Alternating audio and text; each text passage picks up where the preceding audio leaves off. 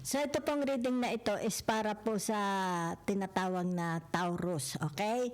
So kahapon po nagsimula ang tinatawag na solar eclipse, yan ha, okay?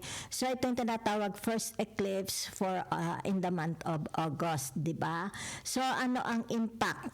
6 na buwan po, okay? Ang tinatawag na the result, mararamdaman kung saang areas, ibig sabihin nito yung tinatawag na eclipse in Leo sa tinatawag na fourth house of Taurus. Okay? So, it's more about family. Diba? Yan.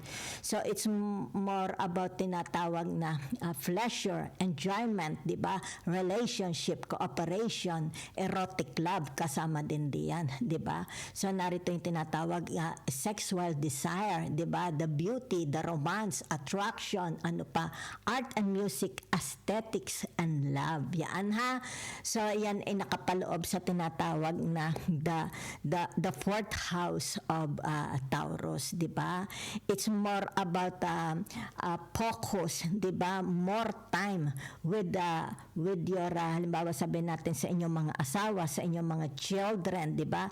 Sa inyong mga kung may mga apo kayo, di ba? It's more quality time together with your loved ones, di ba? Pwede rin ito yung tinatawag sa bahay ninyo, di ba? Maaring sabihin na nating you will buy a new sala set, di ba? Baka magpaparenovate ka ng bahay, di ba? Maaring ito yung tinatawag na gardening, di ba? Baka magpapalandscape ka, di ba? Maybe a time to go out with your children and your spouses, magsha-shopping, di ba? Yan, kumbaga dito magbabakasyon, di ba? It's about tinatawag spending time, okay? Yeah, spending money too, di ba? So maaring ito yung tinatawag, you will collect, bibili kayo ng mga arts, mga paintings, di ba? Alahas, like shoes, foods, di ba? Yan. So it's also about tinatawag na showing. It's like sabihin na nating inside your home, 'di ba? Maaring mag-open kayo na tinatawag na online business, 'di ba? Inside your house. Let's say sabihin na nating gusto mong mag-cater, 'di ba? Food, 'di ba? Gusto mong magtinda ng foods, gusto mong halimbawa sabihin na nating maging a farmer, 'di ba? A gardener, yan pwedeng pagkakitaan ng pera, 'di ba? It's more time on tinatawag na tilting soil, 'di ba? Yan maaring hobby, pleasure. What is your pleasure, 'di ba? Maybe gardening, cooking, 'di ba? Yan wine tasting, 'di ba? Tinatawag masasarap na mga pagkain, 'di ba? Going out to the restaurants, 'di ba?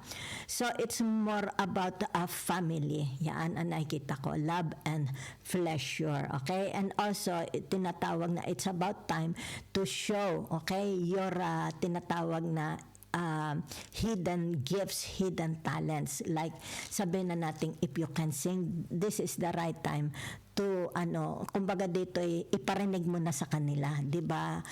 Kung halimbawa ay mahusay kang kumanta, let them hear your voice, di ba? Yan. So, ibig sabihin nito, kung halimbawa ay meron kayong gustong halimbawa mag-open ng, sabihin na natin, right in your house, di ba? Doon lang sa bahay mo, ibig sabihin nito, yung tinatawag na promote, okay? Promote it. Yan ha. Ibig sabihin nito, gumawa na kayo ng tinatawag mga flyers, di ba? Magkakaroon po ito ng success. Yan ha. You will attract people. Yan. Just use your tinatawag na magaling kayong magsalita, 'di ba? Yan. So, ibig sabihin nito, mag-a-add din ito ng tinatawag pera, 'di ba, ng wealth, yan, kasama ang family, 'di ba? Yan. So, it's more about tinatawag going out with your family, 'di ba? Like sabihin na natin mamimisikleta kayo, 'di ba? O kaya mamamasyal sa park, 'di ba? Yan. So, pwede rin ninyo itong tinatawag na pagkaperahan, 'di ba? Yan. Like halimbawa, sabihin natin magaling kayong mag-bake ng cakes, 'di ba? Magkakapera kayo. kayo right inside doon sa loob ng bahay ninyo. Okay? So it's more about tinatawag arranging the structure of your sofa, of your living room, of your bedroom, 'di ba? Yan, maaring sabihin na nating mamimili kayo ng mga bagong kaldero, 'di ba? Pampering your spouses, maaring sabihin na nating magtatawag kayo for halimbawa sabihin na nating a table for two. Yan, gusto ninyong i-treat yung iyong mga tinatawag asa-asawa, 'di ba? Yan. So that's for the period of 6 months. Okay? Yan. Pagpapakita, 'di ba? Yan. Pagpapamalas ng inyong pagmamahal. Yan ha. So if you want to make money, you can make money mismo doon sa iyong bahay. It's like tinatawag, be more creative. Ilabas mo na ang iyong natatanging natatagong galing, talino, 'di ba? Yan. Maybe sabihin na natin ito kung mag-o-open ka ng business, halimbawa sabihin natin mag-o-open ka ng tindahan ng pamango, tindahan ng mga sabon, 'di ba? And that's ibig sabihin to makaka-attract ka ng mga clients, 'di ba?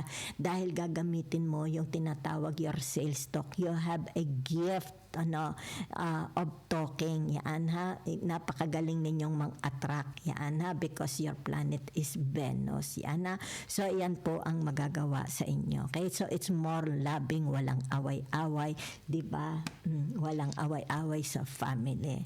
It's more about giving more time. Okay? Giving more love. Okay? To your loved ones. Okay? Thank you very much.